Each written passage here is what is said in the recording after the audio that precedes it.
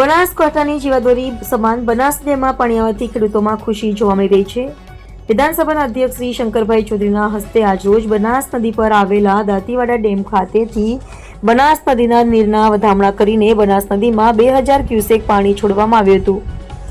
અધ્યક્ષ શ્રી શંકરભાઈ ચૌધરી સહિત જિલ્લાના ધારાસભ્યશ્રીઓ અને મહાનુભાવોના હસ્તે 9 અને 10 નંબરનો ગેટ ખોલીને 2000 ક્યુસેક જેટલું પાણી બનાસ નદીમાં છોડવામાં આવતા ખેડૂતોમાં ખુશી જોવા મળી હતી। આ પ્રસંગે અધ્યક્ષ શ્રી શંકરભાઈ ચૌધરીએ જણાવ્યું હતું કે 2000 ક્યુસેક પાણી છોડાયું છે। બનાસ નદીના નીચાણવાળા વિસ્તારમાં લોકોને સાવધાન રહેવા તથા તકેદારી રાખવા અધ્યક્ષશ્રીએ જણાવ્યું હતું। ચાલુ વર્ષે સાર્વત્રિક વરસાદ અને નદીમાં પાણી આવવાથી ભૂગર્ભ રિચાર્જ થશે અને ભૂગર્ભ જળના તળ ઊંચા આવશે। તેમણે જણાવ્યું કે દાંતીવાડાથી લઈને ડીસા, બિલડી, રાધનપુર, કાંકરેજ સુધીના વિસ્તારમાં પાણીના તળ ઊંચા આવશે। તેમણે જનપ્રતિનિધિઓ, લોકો અને વહીવટી તંત્રને અભિનંદન પાઠવ્યા હતા। જિલ્લા કલેક્ટર મીર પટેલે જણાવ્યું કે દાંતીવાડા જળાશયનું જે રૂલ લેવલ હતું તેના કરતાં પાણીના સ્તરની સપાટી વધતા 2 ગેટ ખોલીને પાણી છોડાયું છે। નદીના વિસ્તારમાં પાણી છોડાતા આજુબાજુના વિસ્તારમાં ખેડૂતોમાં ખુશીની લાગણી વર્તી છે। દાંતીવાડા જળાશય યોજનાનું કુલ પૂર્ણ જળાશય સપાટી 604 ફૂટ છે।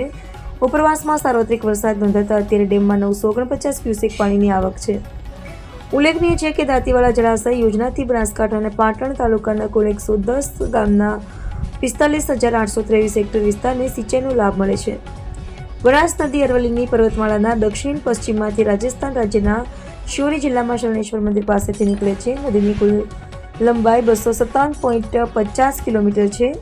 દાંતીવાડા જળાશય એ બનાસકાંઠા જિલ્લાની સૌથી મોટી જળાશય યોજના છે। આ પ્રસંગે ડીસા ધારાસભ્ય શ્રી પ્રવીણભાઈ માળી, ધાનેરા ધારાસભ્ય શ્રી માવજીભાઈ દેસાઈ, પૂર્વ ધારાસભ્ય શ્રી શશિકાંત પંડ્યા, શ્રી ગોવાભાઈ દેસાઈ, સહકારી આગેવાનો, નાયબ કાર્યપાલક ઇજનેર શ્રી રસ ચૌધરી અને ખેડૂતો ઉપસ્થિત રહ્યા હતા। દાંતીવાડા ડેમમાંથી આજે ઇરિગેશન ડિપાર્ટમેન્ટે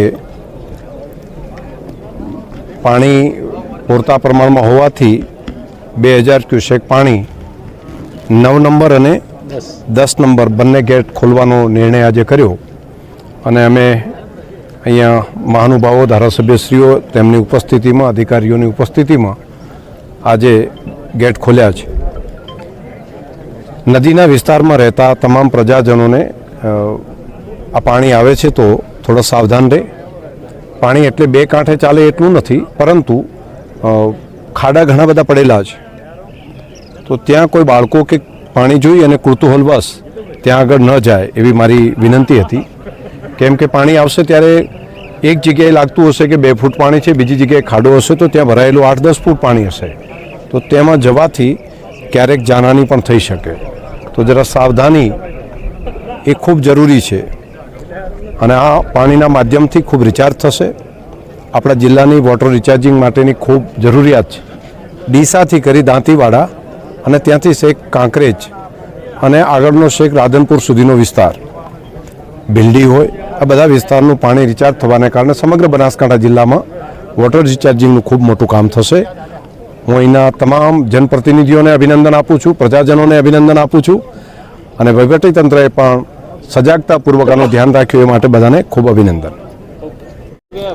દાંતીવાડા ડેમનું જે રૂલ લેવલ હતું એના કરતાં આજે પાણીના સ્તરની સપાટી વધતા 2 ગેટ ખોલી અને પાણી છોડવાનો નિર્ણય લેવામાં આવ્યો છે। ખાસ કરીને માન્ય વિધાનસભાના અધ્યક્ષશ્રી, માન્ય ધારાસભ્યશ્રીઓ અને આગેવાનોની અને ખેડૂતોની હાજરીમાં આ ગેટ ખોલતા આસપાસના જે વિસ્તારના લોકો છે તેમાં ખૂબ ખુશીની લાગણી વર્તી છે અને અંદાજિત 4 તાલુકાઓના 26,000 જેટલા હેક્ટર વિસ્તારમાં પાણી રિચાર્જ પણ થશે। ખાસ કરીને નીચાણવાળા જે વિસ્તારો છે અને નદીમાં ઘણી જગ્યાએ ખાડા પણ છે, આથી લોકોને સાવચેત રહેવા માટે પણ વિનંતી કરવામાં આવે છે।